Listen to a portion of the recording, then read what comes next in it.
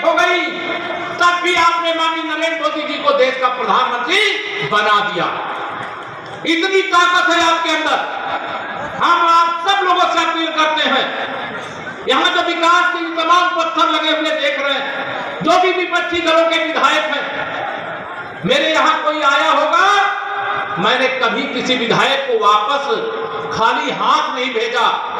मेरे विधायक आते हैं, वह जो चाहते हैं वह विकास का काम करने का काम किया हो, लेकिन विपक्ष का विधायक जिसे विधानसभा में आपने भेजा जरूर, लेकिन अगर वो अपने क्षेत्र के विकास के लिए कुछ मांग ही नहीं करेंगे, इस क्षेत्र में जो विकास हो रहा है या तो सांसद या संगठन के माध्यम से यहाँ पर यह विकास की गंगा बह रही है। और जो मांग किया है माननीय सांसद जी, माननीय विधायकों, मेरे पार्टी के सभी नेताओं, वह सारी मांगे सर्वोच्च प्राथमिकता पर पूरा करने का काम करेंगे।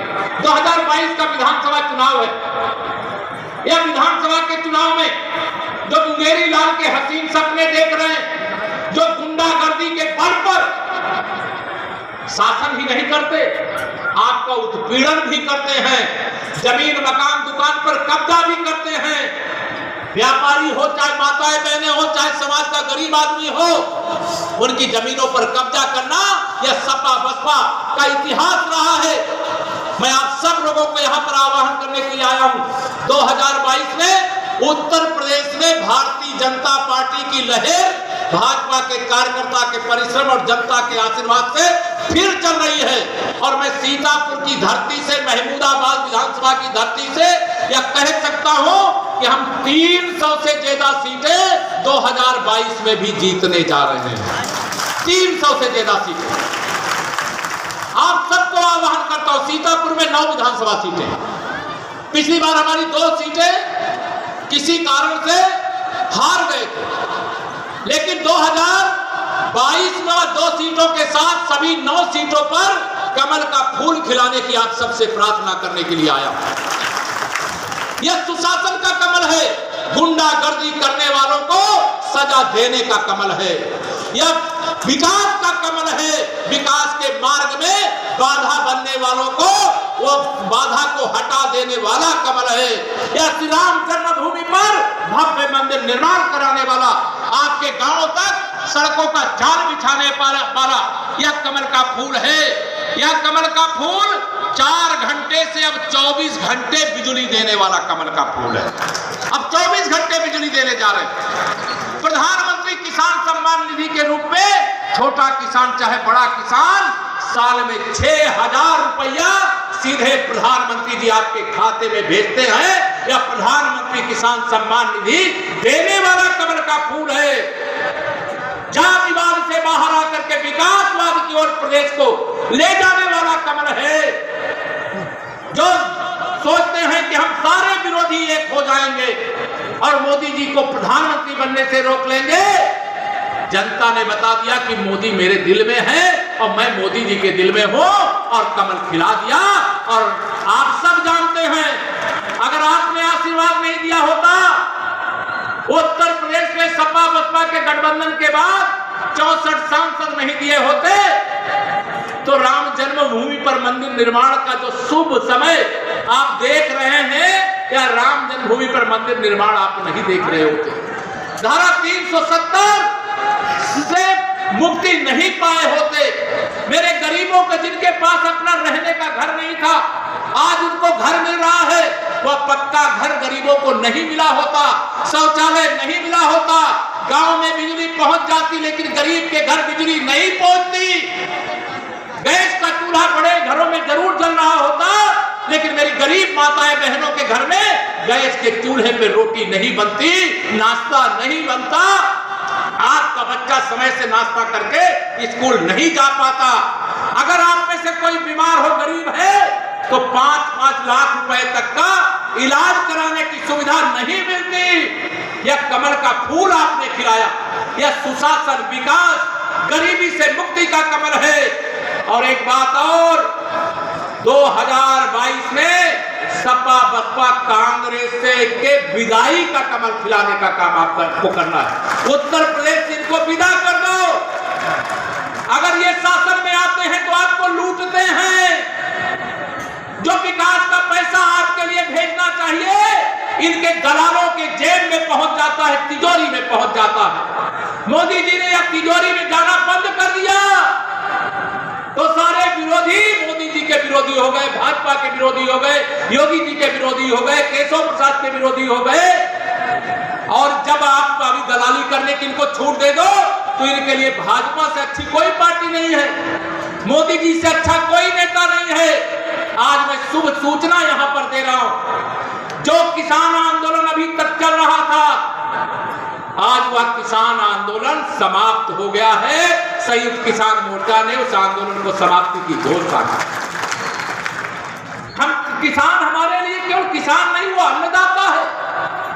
आप पूरी ईमानदारी से बताइएगा, भाजपा की सरकार केंद्र और प्रदेश में आने से पहले जो सुविधाएं किसानों को मिलना शुरू हुई, क्या पहले मिलती थी क्या?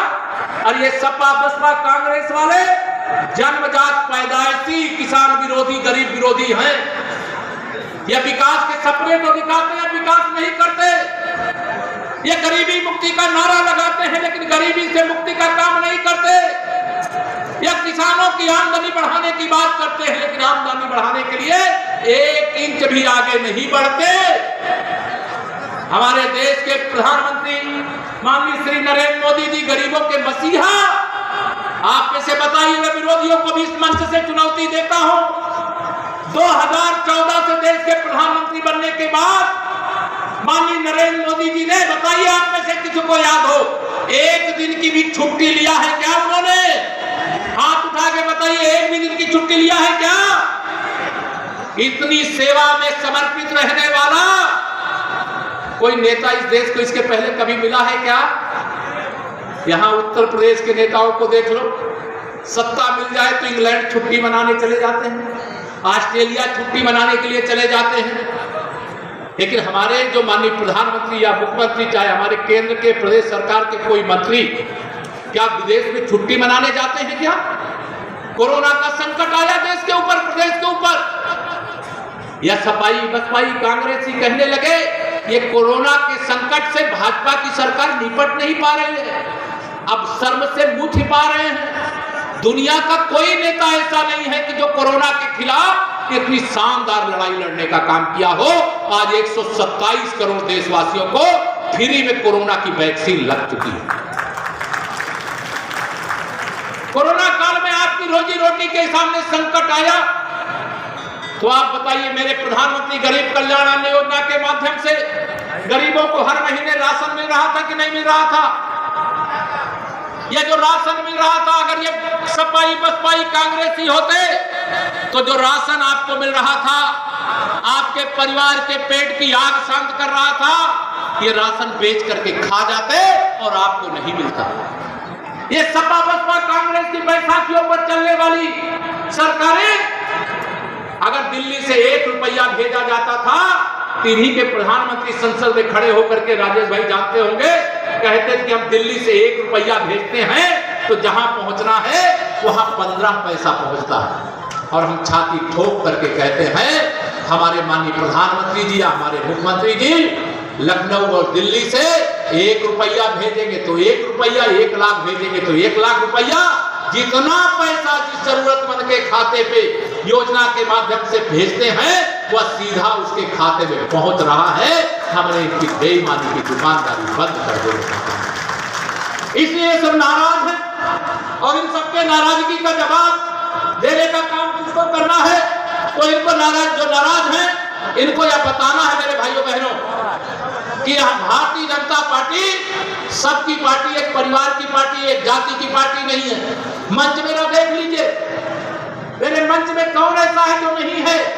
सर्व समाज का प्रतिनिधित्व करने वाले, सर्व समाज का विकास करने वाले, सर्व समाज की पीड़ा को अपनी पीड़ा समझने वाले, चाहे मंच पर हो चाहे सरकार में हो, वह आप सब जानते हैं आपकी सेवा में समर्पित है।